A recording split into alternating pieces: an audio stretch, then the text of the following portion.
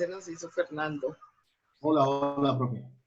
Hola, bueno, mira, pues ya son las 4:40, ya tenemos 6 personas que entraron a la sala, yo creo que van a estar entrando, entonces, pues démosle, empecemos y pues seguramente que van a estar entrando. Entonces empecemos de una vez, espérate, yo hago tu presentación. Bueno, pues nos están acompañando, veo que sí, son bueno, conozco a Diandra, que es próxima a futura estudiante de la maestría, ya estamos pues a punto de arrancar. Hola Diandra, ¿cómo vas?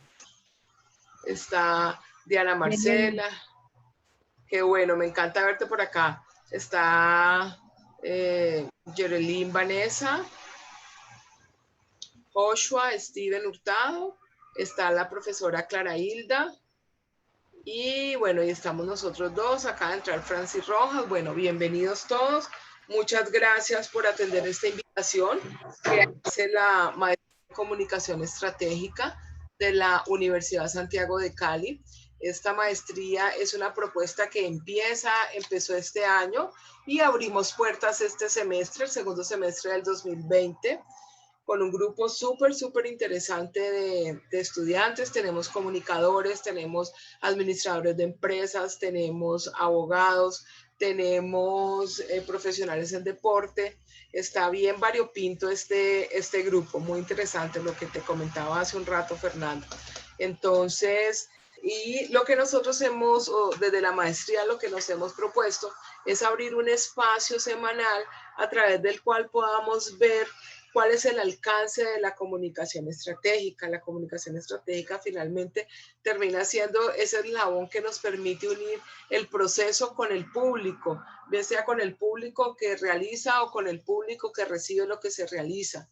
Y ese eslabón pues nos permite, en la medida en que nosotros tengamos claridad qué vamos a hacer y con quién lo vamos a hacer y para qué lo vamos a hacer y a quién se lo vamos a hacer, pues vamos a lograr los objetivos institucionales que se han propuesto. Y eso es lo que nos propone la maestría. La maestría en comunicación estratégica finalmente nos enseña a administrar y a suministrar la comunicación y la información de manera acertada. Nos enseña a pensar la comunicación, nos enseña a verla de manera estratégica, entonces nos enseña a verla, a diseñar la estrategia, a implementar la estrategia, a ejecutar la estrategia y a evaluar la estrategia para saber cómo es que finalmente nos podemos mover en relación con los procesos y con los públicos para lograr los objetivos planteados. Entonces, para esta ocasión habíamos tenido un receso de 2 semanas porque estábamos en otras dinámicas. Y retomamos con Fernando Pérez Vázquez. Fernando es egresado de la Facultad de Comunicación Social, del programa de Comunicación Social de la Facultad de Comunicación y Publicidad de la Universidad Santiago de Cali y está especializado en cooperación internacional y gestión de proyectos para el desarrollo. Fernando tiene una experiencia súper interesante en todo lo que tiene que ver con el manejo y producción de eventos de asistencia limitada o masiva, así como en el asesoramiento y presentación de propuestas, proyectos y ejecución de los mismos ante entidades públicas y o privadas. Entonces, pues básicamente Fernando pues tiene toda esta información, tiene esta experiencia, tiene estos saberes que nos permiten pues lograr eso, o sea, cómo relacionarnos con el público y cómo relacionarnos con los procesos para poder lograr lo que nos hemos propuesto. Recientemente fue el secretario de Cultura y Turismo del municipio de Florida, Valle del Cauca. Entonces, pues desde lo que ha sido su gestión desde el área cultural en el sector público, pues Fernando nos va a compartir hoy sus saberes, nos va a compartir hoy sus experiencias y nos va a dar digamos que un referente de cuál es el alcance de la comunicación a nivel estratégico en este ámbito. en el ámbito de la cultura en el sector público. Entonces, Fernando, pues nuevamente mil y mil gracias por aceptar esta invitación, por querer compartir tus saberes y tus experiencias y por estar aquí con nosotros. Entonces, bienvenido y muchas gracias a todos los asistentes. Pues, profesora Luz Ángela, muchas gracias a usted, a la profesora Caraíza, qué gusto verla, profe, después de tantos años en clase, en salones, en exámenes, en parciales. Es un gusto verla nuevamente, profesora. Saludo a toda la comunidad santiaguina, a los estudiantes de la maestría, a las personas que han ingresado a esta exposición. Pues de verdad que es muy grato compartir con ustedes parte de la experiencia adquirida durante tantos años en este ejercicio, primero de lo público y segundo, un ejercicio comunicativo. De verdad que es muy valioso que la universidad pues tenga estos espacios y los estudiantes aprovechen estos espacios para enriquecer sus conocimientos, porque digamos que no es solamente el título de magíster, no es solamente el título de especialista, el título de doctorado, lo que hacen los profesionales, sino que la experiencia y esa capacidad de reflexionar frente a ciertas situaciones son lo que engrandecen la profesionalidad de cada una de las experticias en estos posgrados. Entonces me parece interesante. Yo tengo una presentación, profe, voy a tratar de compartir pantalla para que ustedes la puedan apreciar y podamos arrancar. No sé si todos lo están. Fernando, una pregunta, si hay inquietudes, ¿te podemos interrumpir sobre la marcha? Ok, listo, gracias. ¿Están viendo la presentación o la amplío? ¿Se puede ver? Sí, la vemos. Ok. Ok, ya quedó ampliada, ¿verdad? Sí, ya. Listo. Bueno, digamos que la intención de este espacio es socializar los retos comunicativos que propone la gestión cultural desde el sector público para lograr un tejido social en beneficio de la ciudadanía, ¿cierto? Partamos de entender dos o varios conceptos. El primero es qué entendemos por el tema de cultura y qué entendemos por el tema de comunicación, ¿sí? ¿Qué papel juega la comunicación en la cultura y cuál es el rol de la ciudadanía en la construcción de procesos culturales y comunicativos? Seguramente habrá muchas más definiciones, mucho más académicas, mucho más antropológicas, más sociológicas, pero para este efecto de este espacio vamos a entender la cultura como aquellos procesos, costumbres y usos y apropiaciones de prácticas tradicionales y cotidianas para convivir y expresar nuestras sensibilidades y formas de comunicarnos en una sociedad. Por tanto, digamos que se valora lo material y se salvaguarda lo inmaterial, cuyo valor más preciado está en la memoria colectiva. Un poco como el concepto de cultura a nivel general, como les digo, hay otras definiciones de acuerdo a la ley, de acuerdo a la UNESCO, de acuerdo a las comunidades indígenas, el concepto de cultura para efectos de este espacio, vamos a entenderlo como eso, como estos usos, costumbres, de expresar esas sensibilidades y formas de comunicarnos en nuestra sociedad. Eso por un lado. Y el papel que juega la comunicación en la cultura, pues básicamente habíamos escuchado algunas oportunidades al maestro Jesús Martín Barbero, que son dos caras de una misma moneda, ¿sí? Lo que comunicamos responde básicamente a procesos culturales. La cultura en sí misma es un canal de comunicación para una sociedad. Decían por ahí que no es posible pensar la comunicación sin tener presente la cultura, ¿sí? Y no es posible pensar la cultura sin tener procesos comunicativos trazados. Entonces son como dos caras de una misma moneda que nos permite dar a conocer esa esencia, eso que somos, eso que tenemos y que podemos transmitir ante una sociedad. Y frente al rol que tiene la ciudadanía para la construcción de procesos culturales y comunicativos, pues pienso que la ciudadanía no tiene otro rol diferente a la de difundir y construir sus prácticas cotidianas, y la comunicación es una herramienta para el aprendizaje de esos saberes que algunas veces se refuerzan desde los medios de comunicación tradicionales y otras veces se refuerzan desde redes comunitarias de comunicación y otros territorios, que en muchos territorios no pasa simplemente por los medios, sino que pasa incluso por procesos culturales.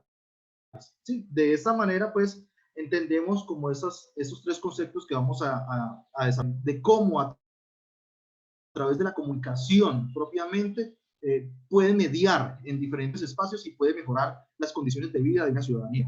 Este es un ejercicio que desarrollamos estando en el Ministerio de Cultura en un proceso de aprendizaje con las comunidades exactamente precisamente en el municipio de Caldas, Boyacá, en 2015. Y aporta básicamente a cómo unos productores de leche, campesinos, productores de leche, utilizan la radio para mejorar sus producciones agrícolas y para mejorar la producción de leche. Yo diría, ¿qué tiene que ver la radio con la leche? ¿Qué tiene que ver la comunicación con la leche? ¿Cuál es el sentido de esto? Pues digamos que ellos vieron un valor muy importante y muy agregado en este tema de la radio, y por eso empezaron a tener esa experiencia. Quiero presentarles este video para que ustedes conozcan un poco más en detalle de qué se trata y podamos entender y comprender eso que les venía hablando, del papel de la construcción de escenarios, de procesos a través de la cultura y la comunicación.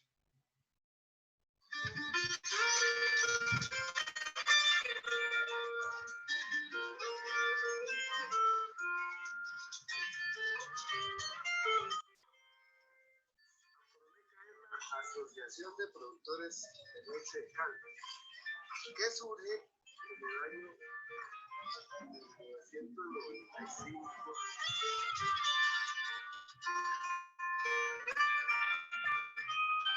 y surge a raíz de que en esa época los pequeños productores sufrían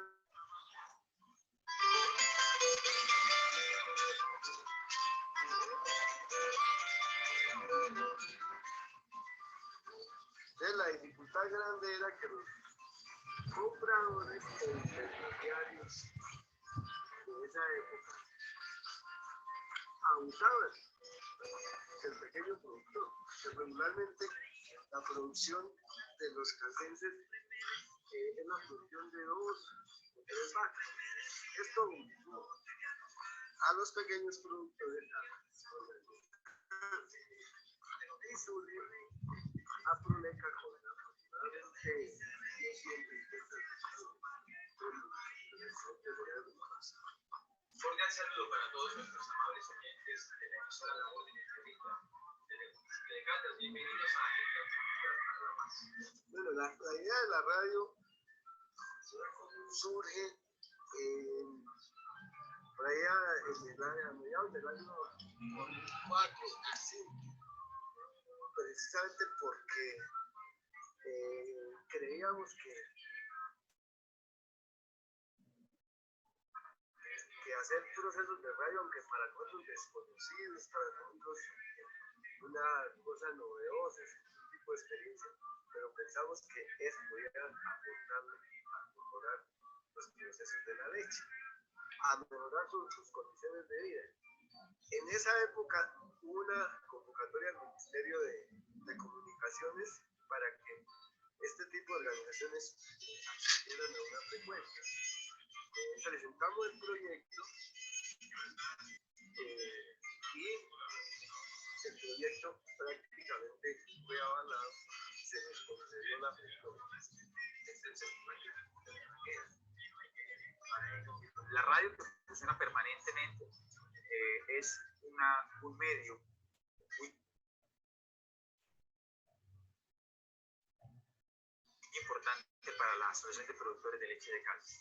Sin lugar a dudas, con la radio, la Asociación de Productores ha mejorado su esquema organizativo, sus modelos productivos, ha mejorado fundamentalmente en los procesos de enseñanza y de transformación de sus prácticas cotidianas ligadas al proceso del ordeño, distribución y el transporte de la leche hasta la planta de tratamiento que tiene la Asociación de Productores de Leche de Caldas, y ha servido fundamentalmente social para generar los valores desde la unidad familiar, toda ligada a la producción campesina. Aquí comienza Agenda Cultural para la Paz.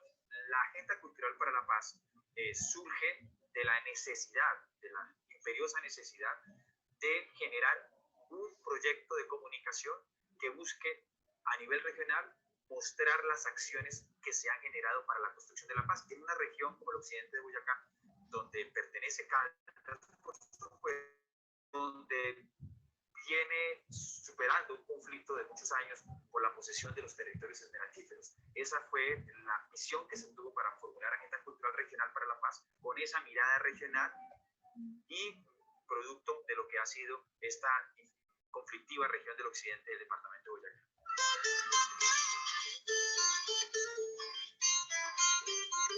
Es la apuesta de la modernidad del Ministerio de la Cultura. Bueno, profe, creo que ahí hay una dificultad con el audio, creo que ahí tenemos problemas, pero bueno, les compartiré en detalle este video. Lo que quería era mostrar un poco cómo, digamos que hay una posibilidad de hacer comunicación estratégica con las comunidades y cómo esa visión tradicional puede cambiar y puede variar en la medida en que pensemos en diferentes públicos y en la cultura como un elemento diferenciador. Vamos a plantear 7 retos comunicativos en la gestión cultural, básicamente. El primero de ellos, y vamos a empezar a desarrollarlos, tiene que ver con democratizar la palabra y el acceso a los procesos comunicativos. El segundo tiene que ver con la gestión de alianzas a todo nivel. Estamos hablando de alianzas formativas, alianzas de difusión, alianzas de intercambio. El tercero tiene que ver con la creación de espacios propios de comunicación. El cuarto, como funcionarios públicos, nunca se nos olvide la vocación de servicio, trabajamos por y para los ciudadanos. El quinto tiene que ver con ayudar a encontrar la verdad de quienes requieren las víctimas del conflicto armado. Empezamos a reconocernos y a conocernos como país a partir de encontrar esa verdad, y la comunicación juega un papel muy importante en este proceso. El sexto reto que se plantea es cómo generar confianza entre el Estado y cómo tener esos vínculos entre el ciudadano en pro de movilizar ideas visionales que algunas veces desarrolla el Estado en beneficio de la ciudadanía, que a veces no son ampliamente expuestas. Y por último, pensar la comunicación como un proceso integral y estratégico, no como algo instrumental. Por tanto, digamos que vamos a empezar a desarrollar estos retos que se plantean. El primero de ellos tiene que ver con democratizar la palabra y el acceso a los procesos comunicativos. Habíamos visto pues en el video que hay unas comunidades que digamos que tradicionalmente son excluidas por los medios de comunicación, y estamos seguros que en toda la experiencia que tenemos, todas las comunidades tienen algo que contar a su modo, con sus tiempos, con sus lógicas, a sus estilos, a sus maneras de ver la vida. Todos tienen un proceso que contar, ¿cierto? Todos tienen algo que desarrollar. En el país existen colectivos de comunicación, redes de emisoras comunitarias, redes de emisoras públicas, universitarias, hay apuestas audiovisuales independientes, hay festivales de cine, hay producciones audiovisuales que se muestran también en estos festivales, hay propuestas diferentes de contar los territorios de manera que puedan contar y narrar cómo se habitan esos territorios, que son distintas a los cómo se muestran en los medios tradicionales. Y esta es una posibilidad de democratizar la palabra, darle acceso a esos procesos comunicativos a públicos que existen en los territorios. Decía Cherezada que narrar es un asunto de supervivencia, y digamos que aquí encontramos con esas lógicas, en esos espacios que podamos brindar desde la comunicación, en los espacios, en este caso, de sectores públicos, pues podemos democratizar la palabra y darle espacio a esas voces que tradicionalmente son excluidas. Bueno, tengo otro video, pero pues creo que vamos a ver si se escucha bien. Me dice profe Luz Ángela si se escucha. No, creo que está. Dale, ponelo a ver. Aquí no se está escuchando nada. Ok, listo. Entonces les envío estos videos que tengo. Ok. Aquí. El segundo reto es la gestión de alianzas. La gestión de alianzas a todo nivel. Tejer alianzas y construir alianzas multinivel es entender que la comunicación es estratégica, que debe involucrar la asociatividad y la comparación para lograr grandes resultados en el proceso de transformación social.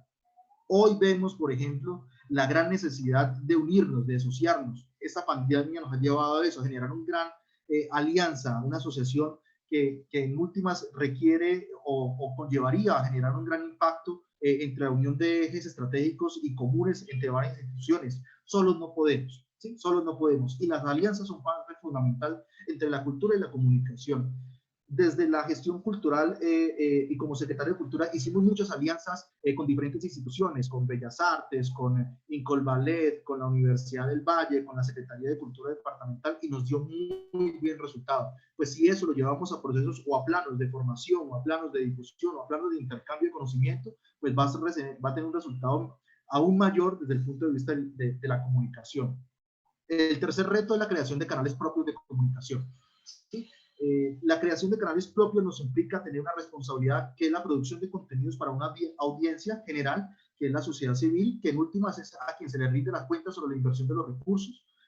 Se construye un valor intangible institucional, que es, puede ser la reputación, la credibilidad y la confianza en las instituciones públicas en las que se trabaja. Somos nosotros mismos quienes decidimos qué información vamos a dar a conocer y construimos nuestra propia agenda. De esa manera, digamos que radica la importancia de crear como canales de comunicación desde nuestros espacios para que nosotros mismos empecemos a producir contenidos y empecemos a desarrollar la agenda ante los medios de comunicación. Decía Giovanni Sartori que a principios del siglo XX, pues, los medios de comunicación no solo difunden masivamente y al instante cualquier acontecimiento, sino que también crean percepciones dominantes que acaban siendo asumidas como realidades y por parte de la población y estructuras del poder se asumen como la realidad absoluta. Pues digamos que ese es un papel fundamental nosotros también, de que a través de los medios de comunicación podamos dar a conocer esas otras realidades que existen. Sí, no es solamente la realidad de los medios de comunicación, sino que a través de esos medios propios que podamos crear dentro de nuestras instituciones puedan tener de la realidad.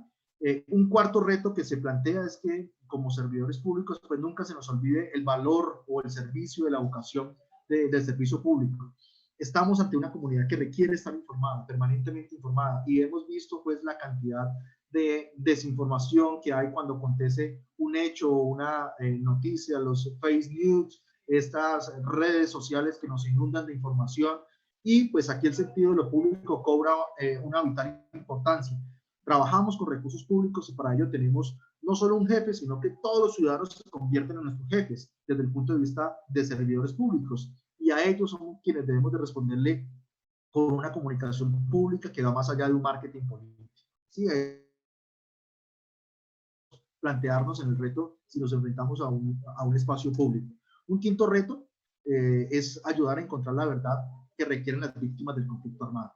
Y creemos que el momento histórico que nos tocó como nación, como espacio y como país es único. Por tanto, digamos que las víctimas hoy reclaman de liderazgos, y la mayoría de esos liderazgos son liderazgos comunicativos, porque ellos requieren reconstruir una memoria. Eso que nos pasó, desde la comunicación y desde la cultura debemos de apoyarnos en que no nos vuelva a ocurrir, para que esas épocas de violencia, de crueldad, pues no vuelvan a aplicarse. Desde la comunicación tenemos un papel fundamental y enorme en esta construcción de una memoria histórica colectiva a través de esos procesos.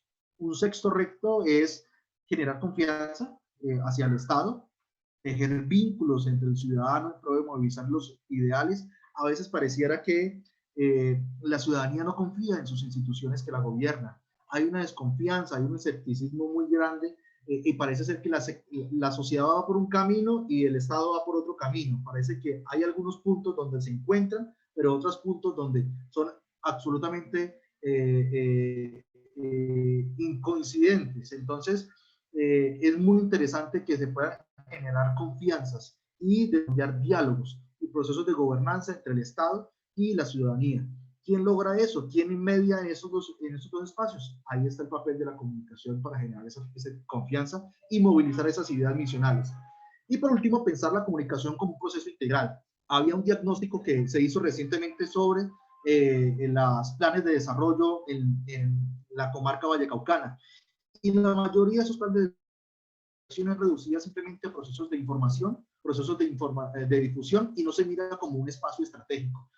Caso parecido tiene la cultura. La cultura muchas veces se dice que es la cenicienta del presupuesto, muchas veces no se le da un valor agregado a la cultura y se reduce simplemente a prácticas artísticas y a procesos donde no hay una mayor voluntad política como elemento transformador de la cultura, que puede ser, pues la comunicación también tiene ese rol, tiene también esa tarea. Y es vital y es fundamental que se empiece a pensar la comunicación como un elemento estratégico integral y no como un elemento instrumental de simplemente transmisión de información. nos decía el informe que pues aún persisten esas prácticas comunicativas en las que no se abandona la intención difusionista de información, dinámicas comunicativas que focalizan su interés diario en el posicionamiento de la imagen de los gobernantes de turno, en la relación con los medios masivos de comunicación, para una simple meta, para difundir una simple meta alcanzada de la organización. Es decir, la comunicación debe de recobrar ese papel importante. Y hoy, en el espacio que ustedes tienen desde la maestría, me parece interesante que se pueda pensar y plantear que la comunicación no es un elemento instrumental, sino que por el contrario desarrolla elementos estratégicos muy, muy importantes a desarrollar en cualquier institución, tanto pública como privada. En conclusión, y ya para empezar este conversatorio, empezar a debatir ideas y o aclarar inquietudes, el mundo de la comunicación plantea muchos más retos, los que aquí se han esbozado, ¿cierto? La relación entre la comunicación y la tecnología, pareciera que por un lado van los ingenieros desarrolladores de software y por otro lado van los comunicadores, que son los que crean los contenidos, ¿cierto? Esas dos líneas, esos dos retos debemos de desarrollar. No podemos seguir desarrollando aplicativos, no podemos seguir desarrollando software sin que la comunicación tenga un valor fundamental y estratégico, porque no se trata simplemente de las herramientas, ¿cierto? Se trata de los contenidos. No se trata simplemente de las aplicaciones que se desarrollen, se trata de qué contenidos vamos a desarrollar en esas aplicaciones. Las apuestas por una alfabetización digital. Es mucha la comunidad que está llegando a estos nuevos medios, es mucha la comunidad que está llegando a estos smartphones, smart TV, cantidad de aplicativos que hoy se han popularizado con el tema de la pandemia, y es mucha la necesidad que tenemos de desarrollar una alfabetización digital para conocer por lo menos un ABC y sacarle mayor provecho a estar en un celular. El desarrollo de nuevos contenidos, digamos que es alguno de los retos que se plantean. Pensarnos y repensarnos procesos comunicativos desde espacios públicos implica sobre todo una mayor responsabilidad cuando estamos al servicio público. Es por ello que la ética juega un papel fundamental en la construcción de esos procesos. No podemos hoy estar hablando de unas circunstancias, de unas situaciones y estar haciendo otras. Por eso es muy importante que la ética como comunicadores y en esos procesos que vamos a adelantar en organizaciones tanto públicas como privadas juegue un papel fundamental. Esa es la base. Tejer esas redes que sumen a los propósitos misionales es indispensable. Construir alianzas, desarrollar espacios de intercambio, tejer redes que avancen y agrupen de mejor manera esos procesos misionales, y debemos construir en la cultura organizacional de las entidades del gobierno un imaginario del sentido de lo público.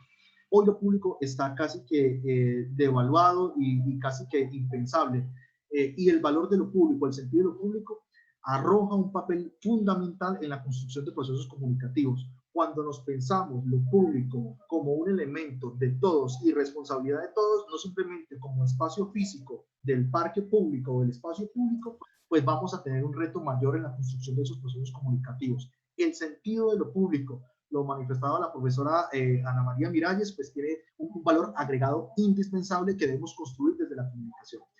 Eso es como para esbozar, profe Luz Ángela, y arrancar pues como el intercambio de ideas, de conocimiento, de percepciones ante los demás compañeros para abrir la discusión.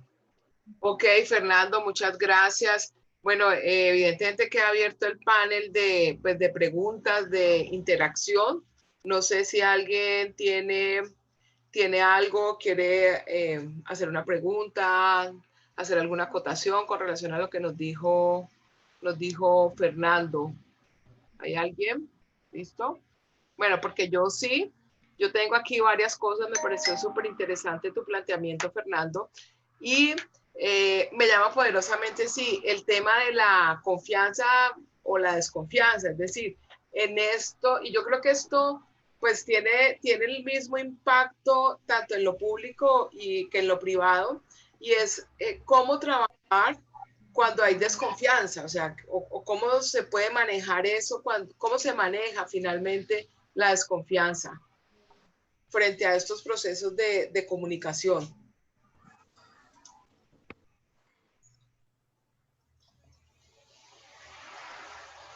¿Cómo se lo escucha? Sí, ¿me escuchaste tú? Sí, sí, sí. ¿Cómo se maneja la desconfianza frente a los Sí. procesos de comunicación? Ajá. Digamos que el Estado como Estado es muy débil, ¿sí? Es muy débil en la construcción de desarrollar modelos y espacios de comunicación y confianza con la ciudadanía. El grado de corrupción en el país es muy alto, ¿sí? Es muy alto, y para que los ciudadanos vuelvan a creer en el Estado, pues es un reto no solamente de un gobierno, sino de un Estado que debe de pensarse y repensarse en procesos de comunicación continuos, que den garantías, que den espacios para que la ciudadanía vuelva a recobrar esa confianza y vuelva a generar y a tejer esos vínculos entre ambas instituciones. Yo creo que si hacemos una comunicación mucho más aterrizada en las bases, yo creo que si hacemos una comunicación mucho más directa con el ciudadano, podemos empezar a escucharlo por lo menos qué piensa, cuál es su necesidad, cuál es su espacio dentro de una sociedad que le permita desarrollar ese tipo de actuaciones a la comunicación y tener esas herramientas. Es decir, que en ese orden de ideas, Fernando, sí se puede lograr la confianza, es decir, sí se puede cultivar y trabajar a partir de la confianza, o sea, no es un imposible el hecho de que la comunidad, en este caso el sector público, el hecho de que la comunidad no confíe en ese sector, en el estamento público, desde la comunicación y desde los gestores, ¿se puede lograr eso? Sí, sí se puede, totalmente, digamos que lo hemos vivido en otros espacios, ¿cierto? Medellín ha logrado recuperar cierto grado de confianza en sus instituciones, Barranquilla es un ejemplo de confianza y de recuperación de liderazgo en dinámicas locales, es decir, Montería tiene un proceso muy avanzado en la construcción de ciudadanía, es decir, si hay ejemplos y si hay espacios que como sociedad debemos recobrar.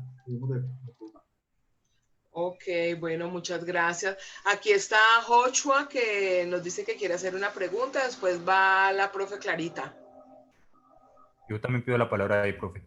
Ok, Andrés, dale. Después de la profe Clarita vas. Yo también, Luz, como para complementar un poco la respuesta de aquí de nuestro conferencista, pero bueno, luego cuando me toque. Ok, qué Yo chévere. también me gustaría acotar algo y chévere porque el tema, digamos que tengo mucho, me encanta ese tema y tuve la oportunidad de mi tesis de grado fue respecto a la parte de la educomunicación y fue con una entidad pública que es la ONG Crecer en Familia que pertenece al ICBF, trabajan en comunión. Entonces, pues me encantaría también aportar y alguna pregunta en especial.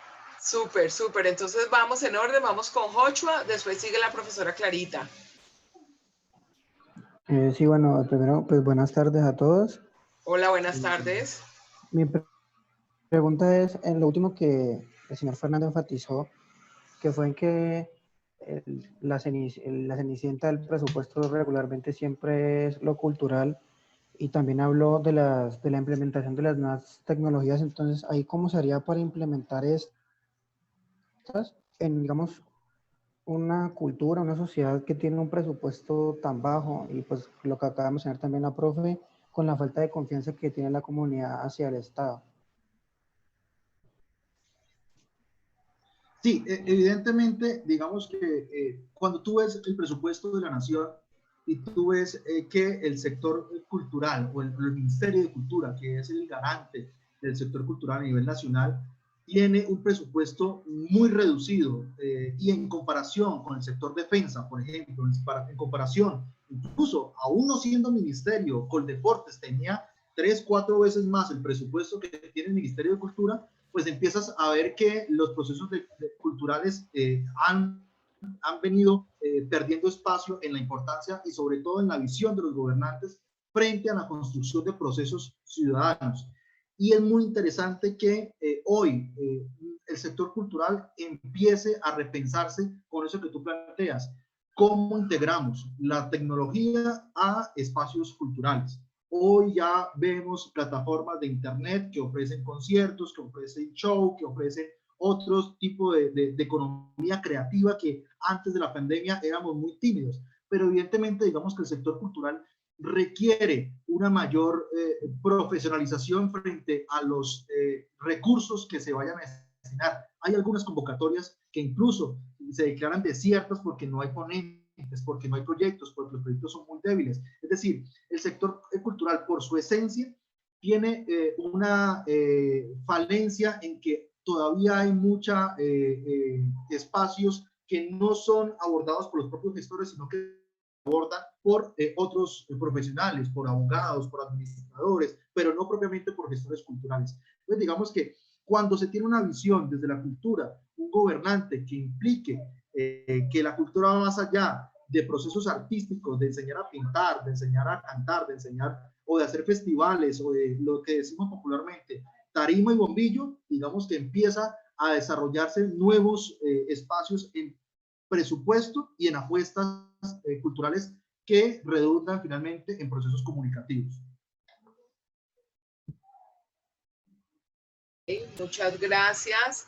¿Queda claro para ti, Joshua? Sí, perfecto, muchas gracias. Ok, vamos entonces con la profe Clarita.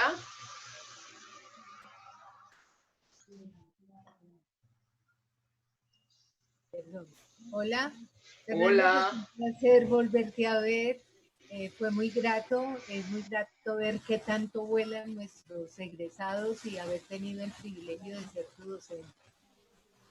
Yo quería hacerte una pregunta que para mí siempre ha sido como una incógnita, y desde que estábamos en la universidad se ha visto el proceso comunicacional desde todos los entes estatales como la proyección del que está en este momento y no como la proyección de lo que tú hablas, de el Ministerio de Cultura, de lograr que los que realmente hacen ese proceso tengan toda esa capacitación a nivel de todo lo que es ahora tecnología. Para nosotros ha sido difícil entrar en esta época que pensábamos que íbamos a llegar en 10 años y que nos tocó desde el semestre pasado que meternos en ella. Entonces ¿cómo se logra? La pregunta es, ¿cómo se logra desde esos procesos comunicacionales que se maneje la cultura y no el secretario de Cultura del momento para proyectar lo que ha hecho, sino cómo se proyecta esos procesos culturales? Pues, digamos que primero hay que establecer ese liderazgo que deben de tener quienes están al frente de en este caso, de las dependencias culturales de los entes territoriales, ¿cierto? Segundo, si no se entiende una persona que la comunicación y la cultura van de la mano y son esas doble caras de esa misma moneda, pues evidentemente vamos a reducir la comunicación a procesos de difusión y procesos instrumentales que no van a ser entendidos por una ciudadanía simplemente como la imagen del secretario o la secretaria o el ministro o la ministra de Cultura del momento, ¿cierto? ¿Cómo se logra la comunicación para que se maneje desde la cultura? Pues básicamente es entender que debe de haber procesos comunicativos en una entidad, y esos procesos comunicativos deben obedecer no a procesos de información o a reducirlos a procesos de una oficina de prensa, porque digamos que es muy dado a asociarse la comunicación en procesos de cultura con las oficinas de prensa. Por tanto, digamos que es muy importante que haya un elemento diferenciador. Desde el Ministerio de Cultura, por ejemplo, desarrollamos un proyecto que se llama Comunicación y Territorio, ¿cierto? El proyecto básicamente era, y lastimosamente no lo pudimos ver en el video, el proyecto era enseñarle a las personas de cómo podían expresarse, así como te puedes expresar cantando, te puedes expresar danzando, te puedes expresar haciendo alguna actividad artística, pues también te puedes expresar a través de un medio de comunicación o la creación de procesos comunicativos. Y digamos que fue un valor muy importante porque son herramientas que se le brinda a la ciudadanía desde estos espacios que se tienen en la gestión pública, pero básicamente son la voluntad política y el entendimiento de conceptos, tanto de comunicación como de cultura, que tienen los dirigentes en su momento los entes territoriales. Y la ciudadanía, por eso hago mucho énfasis en que se deben de generar procesos de gobernanza y de diálogo permanente para tejer una mejor ciudadanía, debe de estar empoderada, porque al momento en que se rompan estos procesos, pues la ciudadanía debe de llamar la atención y procurar que esos procesos no se rompan, sino que por el contrario avancen y se consoliden de una manera más estable. Ok, queda pues clarita alguna acotación, ¿no? Ok, bueno, Fernando, muchísimas gracias, muy claro ese planteamiento. Vamos entonces con Andrés Felipe, que quiere preguntar o hacer una acotación. Hola, Andrés. Muy buenas tardes para todos. Sí, claro que sí, profe. Pues la pregunta mía sí es, digamos, un poco más puntual y sencilla, creería yo. Con respecto a lo del tema de la desconfianza, ¿cómo es, digamos, o cómo sería entonces el manejo que se le debería dar en tanto el ámbito público como el privado? Es decir, ¿alguno de estos dos sectores presenta un mayor grado de dificultad al momento de manejar la desconfianza o es por igual? No, evidentemente, digamos que el sector público genera una mayor desconfianza, ¿sí? Por toda su reputación que ha tenido durante todos estos años de gobierno que han tenido las diferentes administraciones. Pero sin lugar a dudas, en los últimos años hemos visto pues, que en el sector privado también hay un grado de corrupción muy alto, también hay un grado de prácticas no recomendables que si bien algunas de ellas son heredadas del sector público, pues digamos que aún no se conocen de mejor manera, pero digamos que si es una balanza de dónde hay más desconfianza, si en el sector público o en el privado, evidentemente digamos que en el sector público hay un mayor grado de desconfianza, porque digamos que cuando tú planteas un proyecto y dices ese proyecto lo está presentando tal fundación o organización, si es privado tú confías, dices no, esa gente lo saca.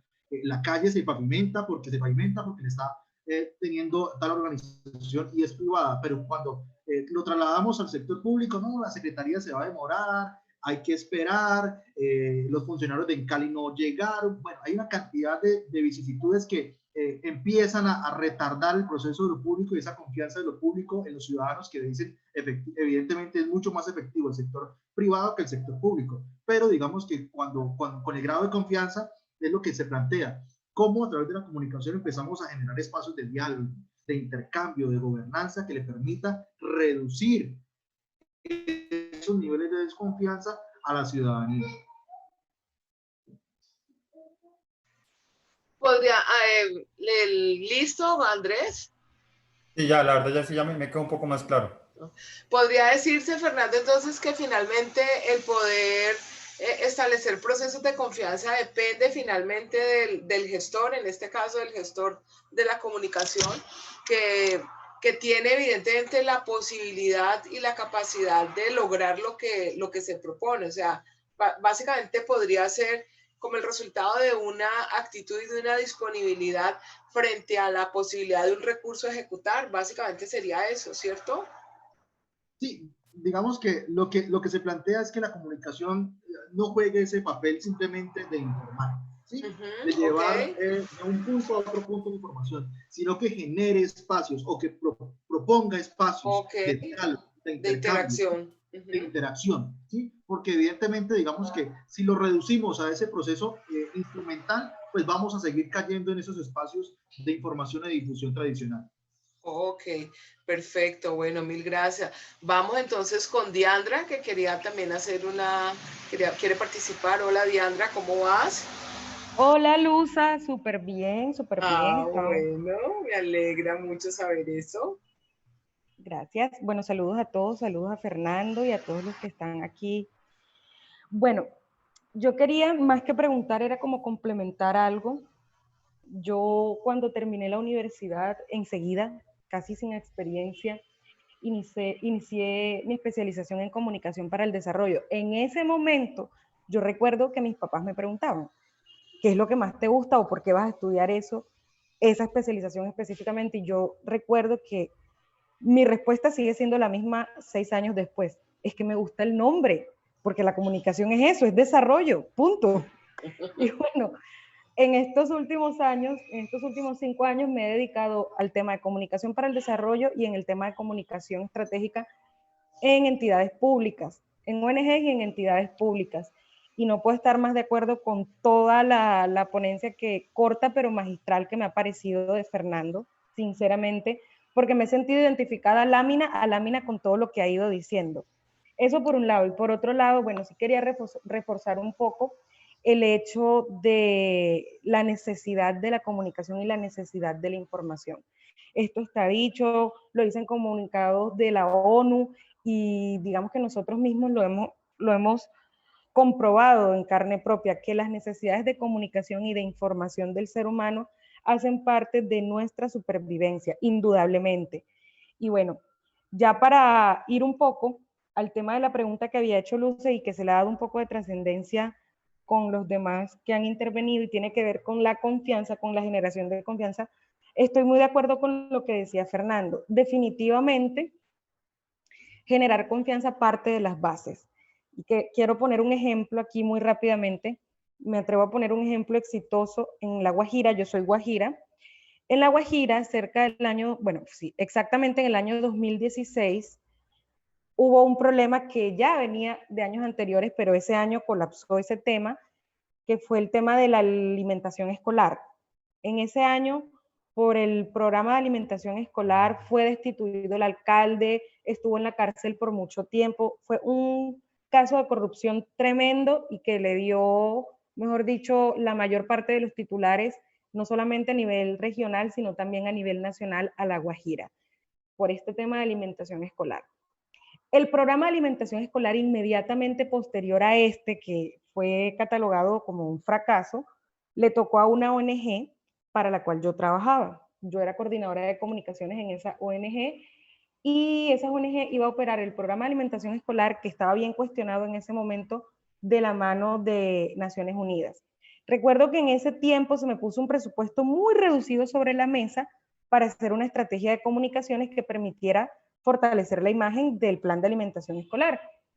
Y mis jefes me decían, ¿qué hacemos? Bueno, ellos proponían, hagamos una reunión donde invitamos a toda la prensa regional y les damos un refrigerio y los hacemos sentir bien y les contamos lo que estamos haciendo. Yo decía, eso no va a generar un impacto, te dan una noticia buena mañana, pero pasado mañana sale un pelado, le toma una foto al plato cuando ya se lo terminó de comer y dice, esto fue lo que me sirvieron, y vuelven a darnos palo a La Guajira. Bueno, para resumir, la estrategia se basó en ir a la base. 0 medios de comunicación. Aquí no se trabajó para nada con los medios de comunicación. La estrategia fue ir colegio a colegio, municipio a municipio y hablar con la base. Y la base eran las manipuladoras de alimentos. Ellas eran las mayores responsables del programa de alimentación escolar, digamos, en la parte de la ejecución, y eran también a su vez las mayores portavoces de este programa. Entonces yo decía, si logramos que estas mujeres sean conscientes de la importancia de su trabajo, si logramos que estas mujeres sepan que están cocinando el futuro de La Guajira cada mañana cuando preparan un alimento para un niño, si logramos que ellas entiendan eso y que su trabajo es más importante incluso que el de la ministra que firmó el contrato y que el del alcalde que firmó el contrato, si logramos eso, el voz a voz va a generar los comentarios positivos que necesitamos de este programa de alimentación escolar. Y así se hizo. Empezamos con ellas, fuimos con los estudiantes, o sea, todo ese presupuesto que yo tenía me lo gasté en viáticos, en ir colegio a colegio, en ir con las manipuladoras, en decir, el día que me gustó, le decía a los pelados, el día que les gustó la comida, hagan una cartelera y pónganla en la cartelera, un anuncio y pónganlo en la cartelera escolar, que se entere todo el que llega al colegio que a ustedes les gusta la comida que les están preparando. Y bueno, la experiencia fue tan bonita que al final de año la ministra de Educación se sentó con el que era mi jefe en ese momento y le dijo, mira, no sé qué hicieron ustedes, pero recibí comentarios negativos de todo el país, menos de La Guajira, siendo el departamento que tenía los ojos de todo el país encima.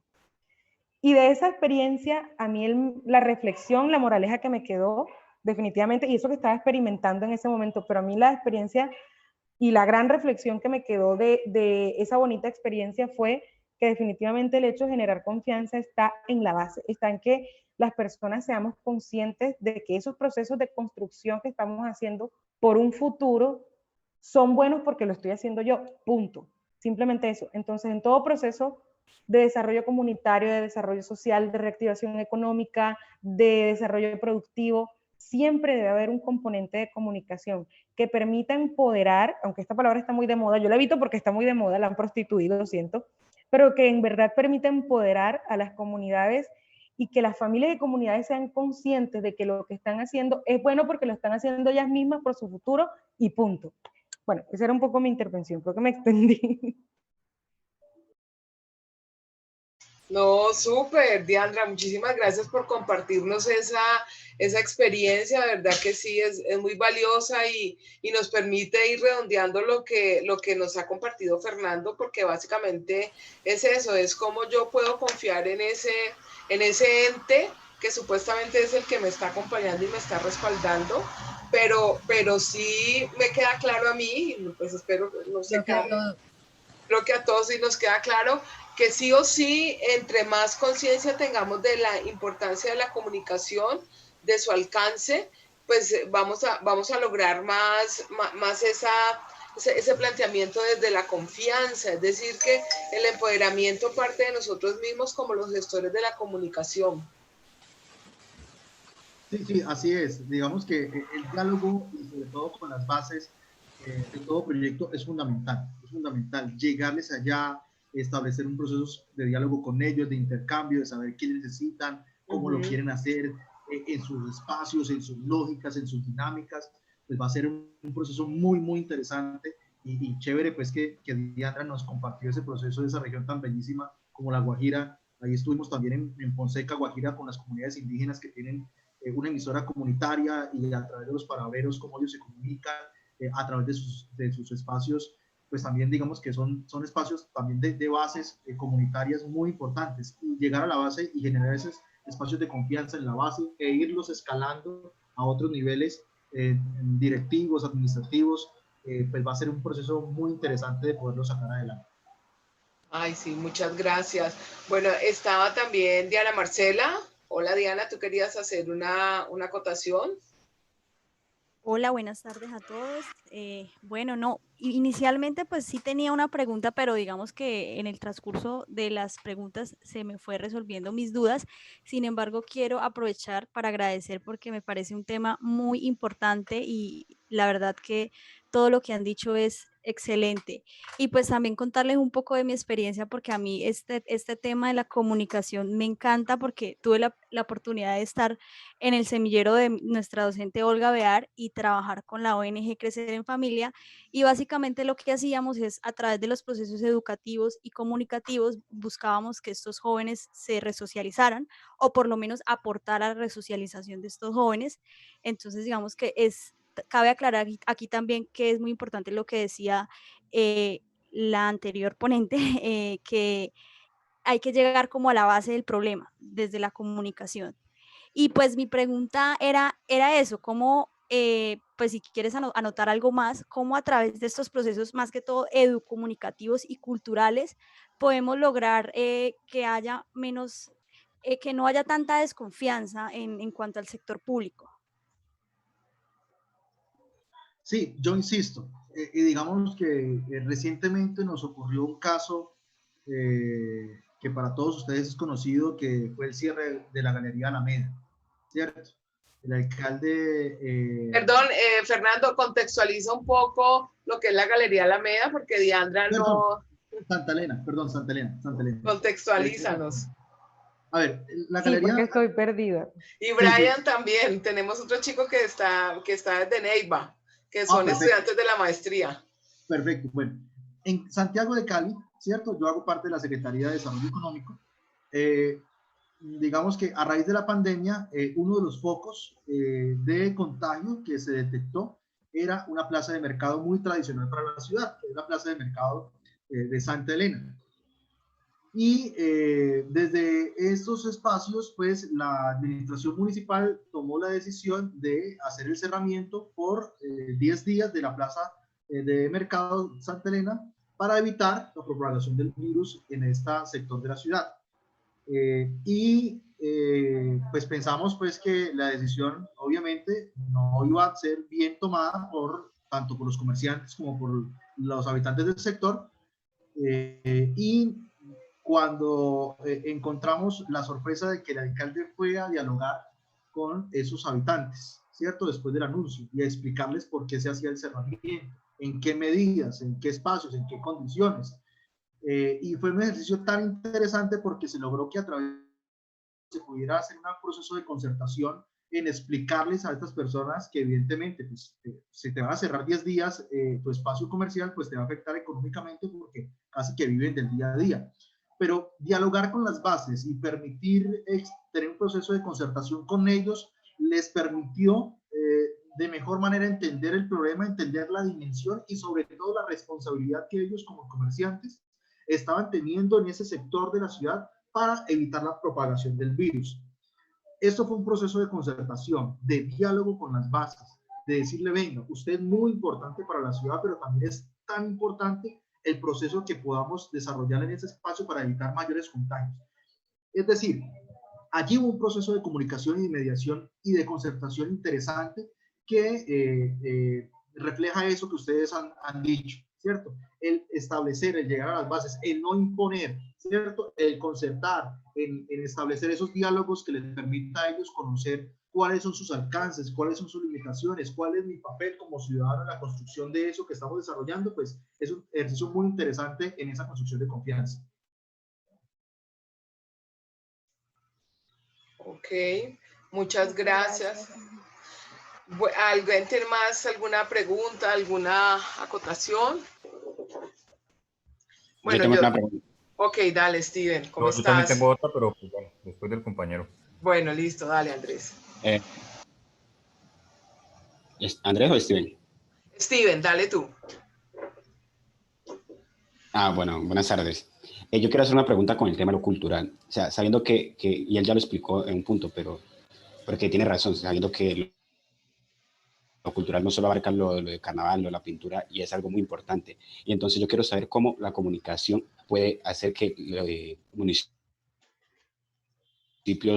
de escasos recursos, o no de escasos recursos, sino que municipios pequeños vean a lo cultural más allá de estos carnavales. ¿Cómo puede entrar la comunicación y hacer que estos factores cambien?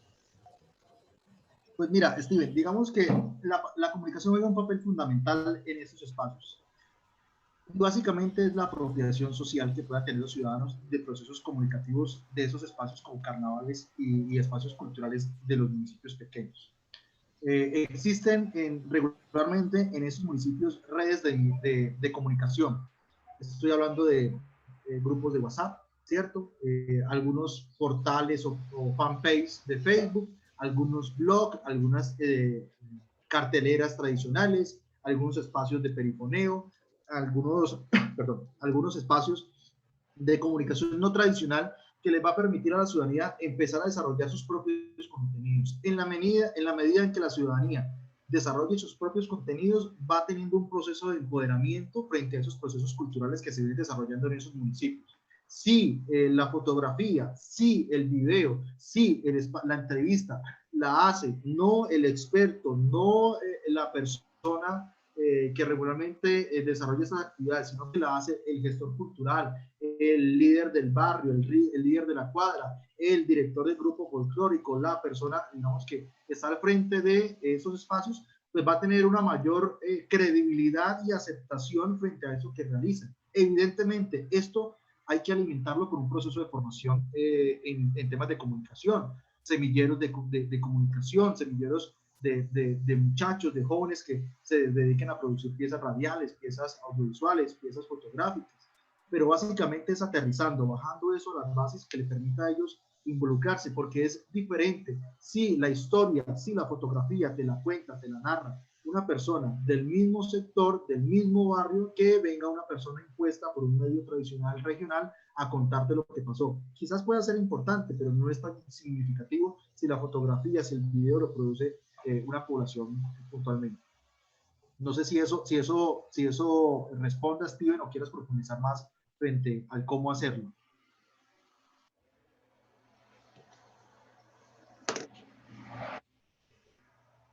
¿Quedó claro para ti, Steven? Sí, muchas gracias. Bueno, Andrés, dale.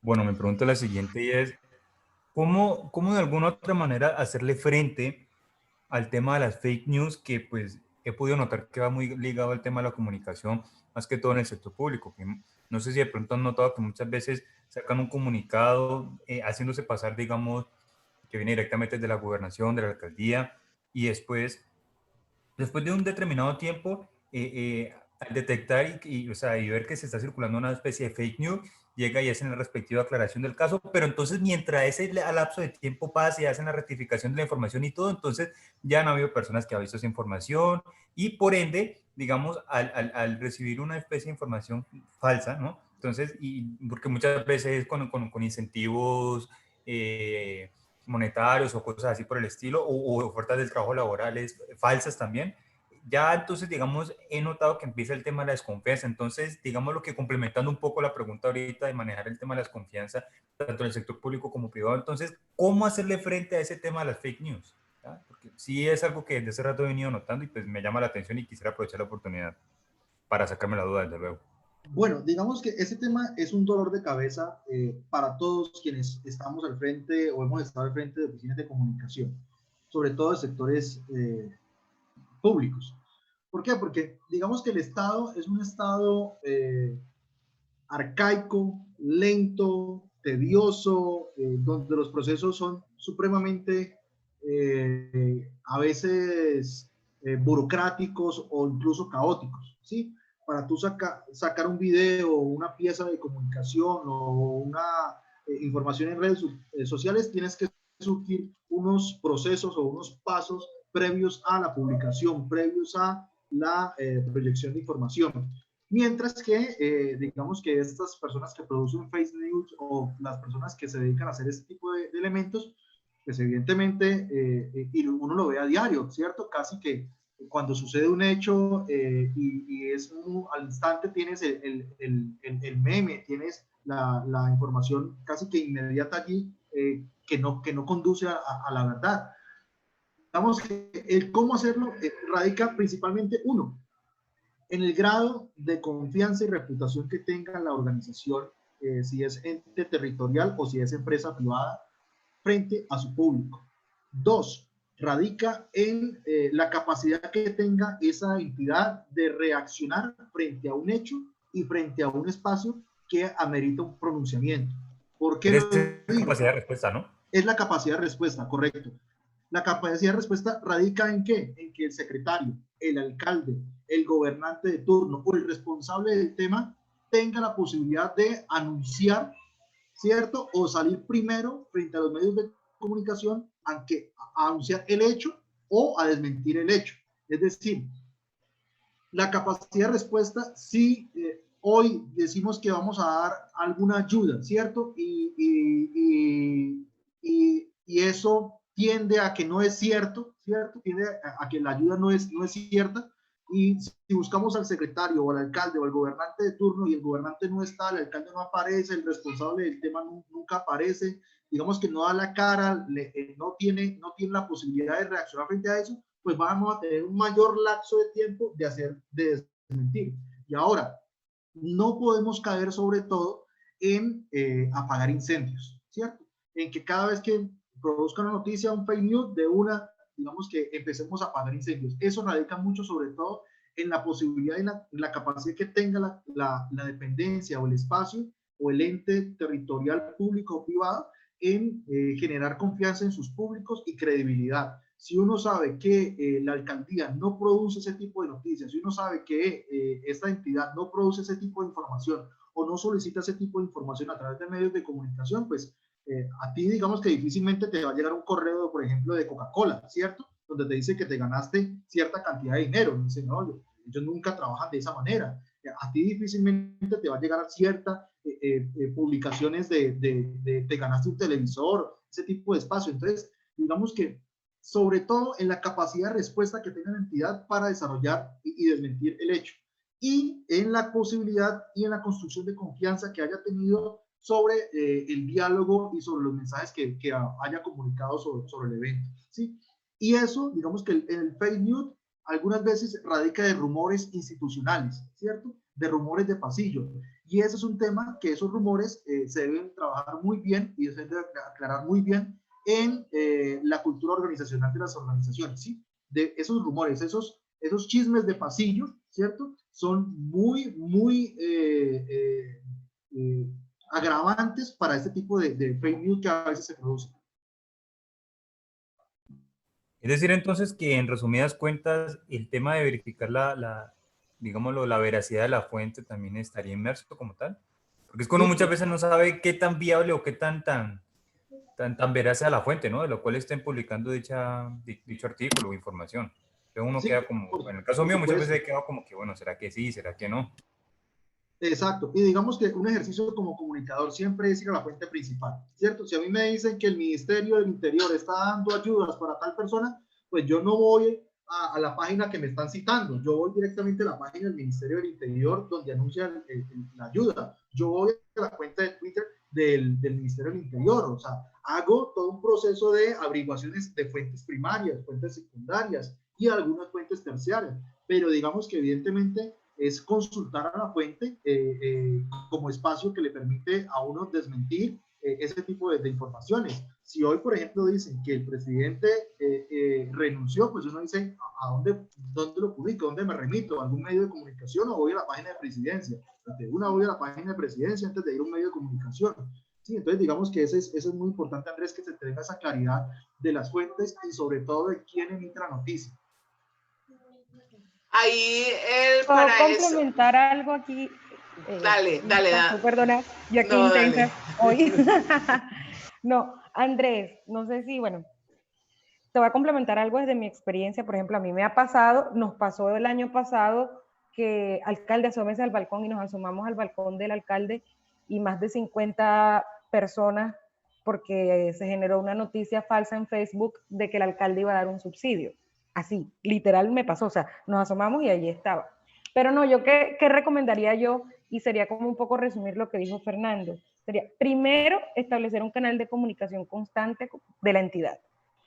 Por ejemplo, si el vocero de la entidad, llámese alcalde, presidente, gobernador, lo que sea, si ese vocero se acostumbra a dar los anuncios por video, mantenga a la comunidad informada por medio de los videos.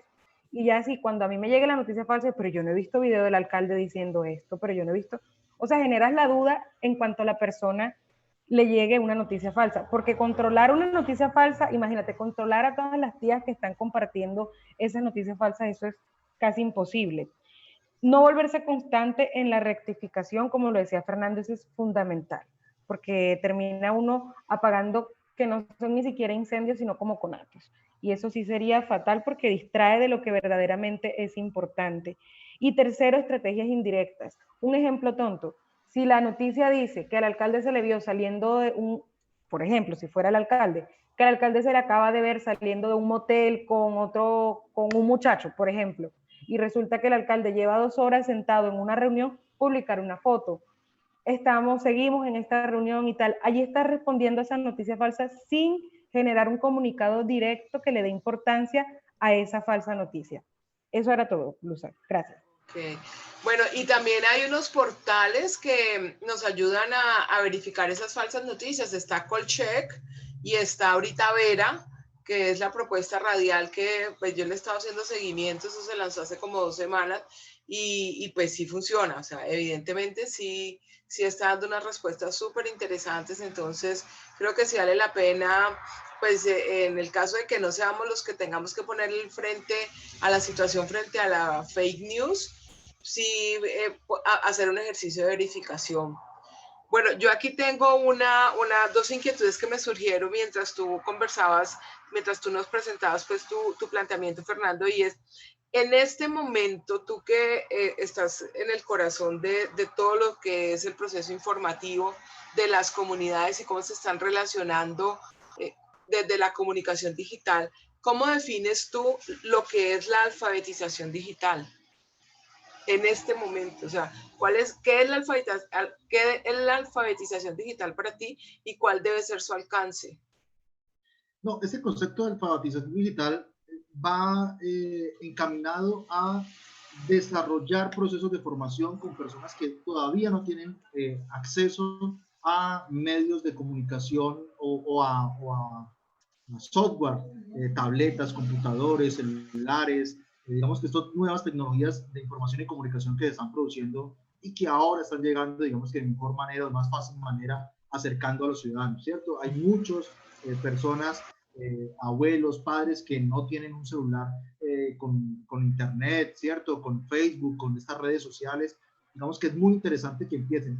Pero de otro lado, digamos que hay otros procesos también de acercamiento a niños, jóvenes, a esos espacios, sectores muy vulnerables que no conocen una tableta, no conocen un computador portátil, no saben qué es un proyector, un videobina. Es decir, digamos que hay todo un proceso de alfabetización que es lo que en última sería un acercamiento de diferentes comunidades y diferentes grupos profesionales a la tecnología, ¿cierto? De cómo a través de una tableta, por ejemplo, no es solamente la tableta, sino qué se puede hacer con la tableta, ¿cierto? ¿Qué alcance puede tener un celular con internet? ¿Qué puedes desarrollar? ¿Cómo lo puedes hacer? ¿Y cómo le puedes sacar mejor provecho a esos espacios? Ok, súper. Bueno, y no sé, hasta aquí hay alguna otra inquietud, otro planteamiento, ¿no? Bueno. Lo otro que me parece interesante que tú nos definas o que tú nos plantees el concepto, pues, desde lo público mismo es cuál debe ser o cuál es el sentido de lo público. Yo como ciudadana del común, ciudadana a pie, yo cómo debo interpretar y cómo debo asumir el sentido de lo público.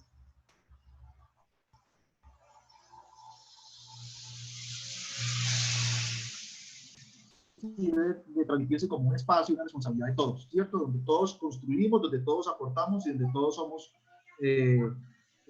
grandes beneficiados de lo que se haga a través de recursos públicos y de inversión pública, ¿cierto? Llevar ese mensaje de que lo público es de todos y que todos aportamos y que todo lo que, digamos que el tema público nos pertenece, nos involucra a todos, es un mensaje muy interesante a la ciudadanía, que, como les digo, a veces tiende a ser reducido simplemente por espacio público, ¿cierto? Por el parque, por la plazoleta, por la calle, por la vía pública. Pero en la medida en que podamos generar o sembrar las semillas de conciencia de que son recursos públicos, son espacios públicos, son sectores públicos, que lo público es de todos y que nos pertenece y que entre todos construimos y aportamos para que haya este tema de lo público, pues digamos que vamos a valorar y a aportar de gran manera a ese planteamiento de que conozcamos y que entendamos el sentido de lo público. Lo que pasa es que lo público está mediado, está trazado por grandes intereses, ¿sí? O sea, aquí no hay que ocultarlo, que hay unos medios de comunicación privados, ¿sí? Que hay unas lógicas inversionistas privadas, ¿cierto? Que hay unos espacios de intercambio, de comercio privado, que muy poco le interesa que se tenga conciencia o se tenga sobre todo percepción de que lo público tiene que llegar a otro nivel más allá de vías, de colegios o de infraestructura pública. Es decir, aquí también, digamos, se juega un papel muy importante esa construcción de neoliberal, de privatización, de libre empresa, que deja a lo público un poco de lado y un poco sosegado frente a la ciudadanía y que no le interesa simplemente que conozca.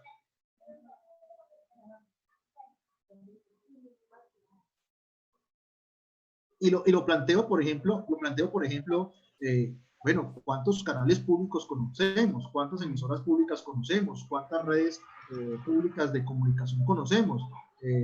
Pero sí conocemos, digamos, que canales privados, sí conocemos espacios privados. Entonces, digamos que lo planteo y lo dejo como en ese nivel, como esa... Ok, muchas gracias.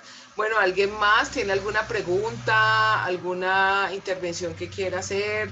¿Nos quiere compartir algo que tenga relacionado con el tema que estamos conversando? Yo me gustaría hacer como un último aporte.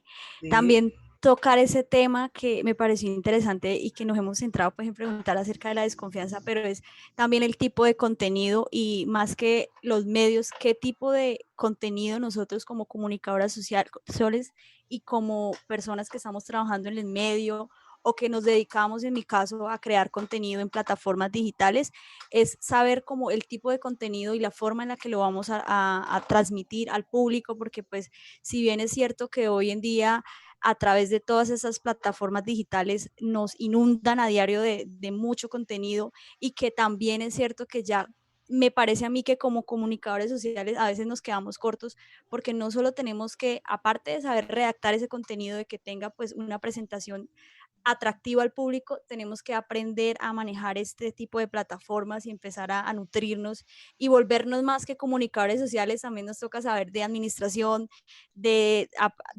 tecnología, de toda esta parte, hasta inclusive de volvernos programadores. Entonces, sí es importante resaltar qué tipo de contenido nosotros desde el papel de comunicadores estamos aportando, y saber de qué forma eso va a aportar positivamente, por lo menos en el caso de lo que hablábamos de la parte del sector público, en que haya una respuesta positiva. Ese era como mi aporte final, y finalmente agradecer porque estuvo muy aprovechable esta conferencia y me gustó mucho cómo se ha manejado. Ok, muchísimas gracias, Diana. No, yo le digo a Diana, pues, es que evidentemente cuando estamos al frente de una organización, de un ente territorial público, pues lo que hacemos es comunicación pública, ¿cierto? Comunicación para los ciudadanos, no para fortalecer la imagen de los gobernantes de turno, aunque en algunas veces digamos que eso va de la mano, ¿cierto? Sin embargo, digamos que aquí hay una especificidad de funciones, y es que con esta convergencia tecnológica, pues el comunicador resulta siendo el que graba el video, el que toma la fotografía, el que monta redes sociales, el que edita el testimonio para los medios de comunicación, el que convoca medios de comunicación, el que le envía la información. Es decir, empieza a desarrollar una serie de funciones que anteriormente no son tenidas en cuenta, y empezamos a caer en el plano de lo operativo, ¿sí? Cuando caemos en el plano de lo operativo, perdemos el norte estratégico. Sí, digamos que sí, empezamos a desarrollar acciones estratégicas y contenidos estratégicos, pues vamos a tener que vincular a personas que desarrollen espacios operativos. ¿Como cuáles? Como un community manager, como un webmaster, y digamos que no son necesidades solamente del comunicador, es necesidad de una organización, de una empresa, ¿cierto? Que el comunicador no puede desarrollar solamente. El comunicador es un gerente, en este caso el director de comunicaciones de una entidad es el gerente de una empresa de comunicaciones, de un espacio de comunicaciones, que tiene que pensar, establecer alianzas, desarrollar contenidos, producir contenidos en beneficio de una ciudadanía, en beneficio de ese concepto de lo público. Pero más allá de eso, digamos que no podemos empezar a hacer ese grado de operatividad, porque si no, digamos que terminamos haciendo de todo y para todos. Si tú, el médico, por ejemplo, sabe aplicar inyecciones, pero hay unos auxiliares de enfermería que aplican las inyecciones, por ejemplo, ¿cierto? El médico no te aplica la inyección, no te hace ciertos espacios que los auxiliares de enfermería o que otras profesionales de la medicina desarrollan. Y lo mismo pasa con la comunicación. Digamos que nosotros, a pesar de que conocemos, sabemos y tenemos la posibilidad, pues hay que empezar a delimitar ciertos espacios para proyectar y consolidar esa comunicación estratégica pública que se requiere de las organizaciones. Ok, súper. Gracias. Sí, totalmente de acuerdo. Bueno, ¿alguna otra inquietud, otro planteamiento? ¿No? Bueno, pues... ay, qué pena. Yo tengo una última preguntita para hacer. Dale, Joshua. Ahorita que el señor Fernando tocaba el tema y decía que hay muchos entes privados que pues quieren sacar provecho de las actividades públicas, o sea, ¿cómo hace la comunidad para luchar frente a esto, para que no sean simplemente los intereses privados y que sea el trabajo para la comunidad? Joshua, evidentemente, digamos, es el fortalecimiento de lo público, ¿sí? El empoderamiento de las ciudadanías, ¿sí? El empoderamiento y el darle herramientas a los ciudadanos, a los diferentes gestores, organizaciones, de que se produzcan contenidos, de que creen contenidos y que empiecen a valorar y darle sentido a ese tema de lo público, ¿sí? Cuando yo tengo recursos públicos, cuando yo tengo espacios públicos para promover, para fortalecer, como ciudadano he ganado un gran espacio. Entonces, digamos que en ese sentido es darle esas herramientas a la ciudadanía que le permita consolidar esos procesos desarrollando en comunidad, consolidar esos procesos desarrollando con alianzas y entregarle otras herramientas como manejo de redes sociales, producción de contenidos audiovisuales, creación de nuevos medios, creación de nuevas plataformas que le permita ampliar el panorama y que esa visión no solamente se limita a medios privados.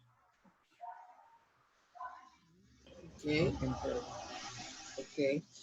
Bueno, pues ya siendo las 6 de la tarde, ya llevamos casi que hora y media en este conversatorio tan interesante, tan nutrido.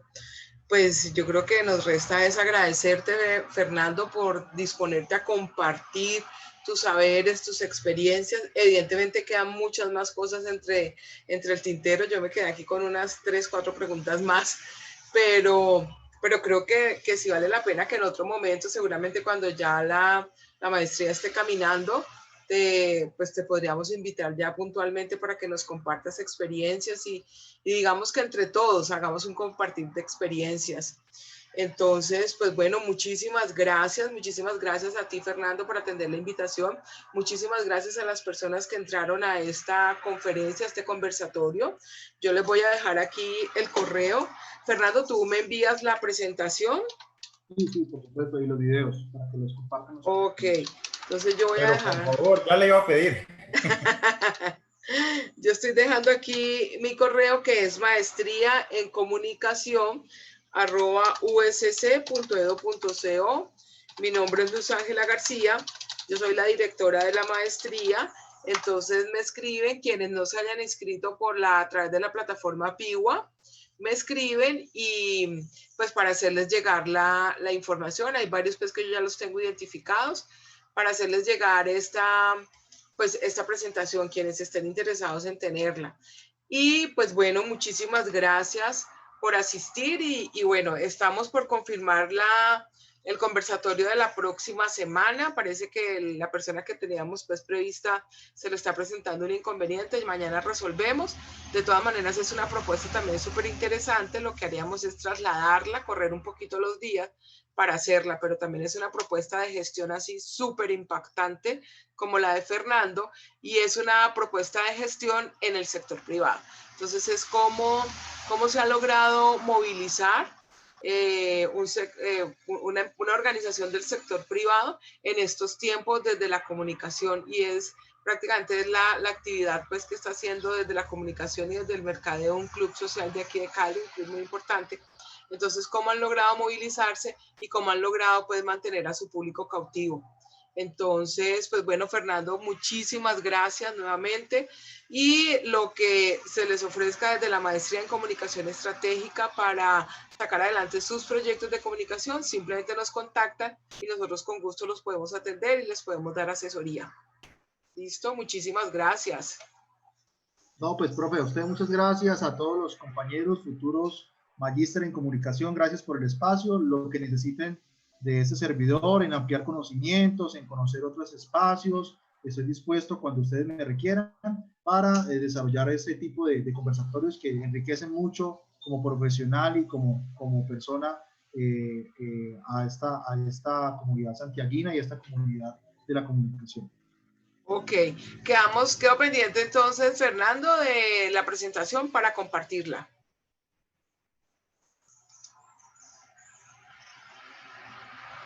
Listo, okay, chao. Buenas tardes a todos, muchas gracias. Bueno, chao, gracias. Feliz noche para todos, que descansen. Listo, profe, muchísimas gracias. Imagino que igual forma va a quedar también colgada en la plataforma de YouTube, ¿no? Sí, estamos ahí en ese proceso. La verdad, hemos estado trabajando en otras cositas y no le he podido pues como poner el frente a esta parte, pero bueno, lo lograremos, Andrés Felipe. Listo, profe. Bueno, gracias, un abrazo. Luz, por la invitación. Gracias. Ay, a ti por acompañarnos. Un abrazo. Feliz tarde para todos.